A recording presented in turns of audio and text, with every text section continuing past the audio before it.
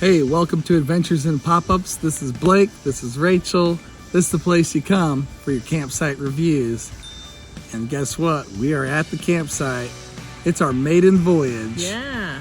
And we got a new camper because if you've been following us, you know the tree put our last camper to rest. So rest in peace, log cabin on wheels, and now a new chapter has started. This thing is 5 years newer, but we are here to tell you about this campground. Yes, we're at Mark Twain State Park in Florida, Missouri, and this is the Puma campground. They have 3 campgrounds. This is the one with electric, and it has a playground, and it's right next to the lake. You can't really see the lake from the camp spots, but it's right there. It's beautiful. There's a trail. Check out our adventure, and we'll be right back with a campsite review.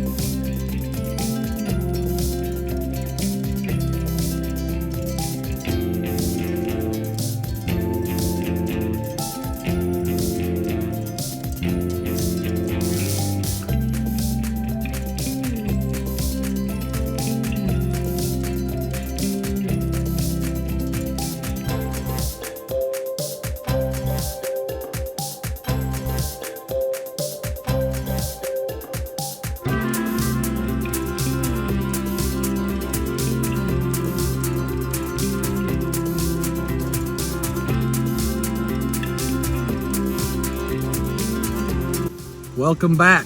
Well, that was our adventure. Yep, good times. The weather actually held out pretty well. We got here, well, what we did actually was we went and drove almost 5 hours to come get this camper. And so we decided to camp in it on the way home. And we literally had moving boxes of stuff from our old camper because we were moving houses and totaled our camper.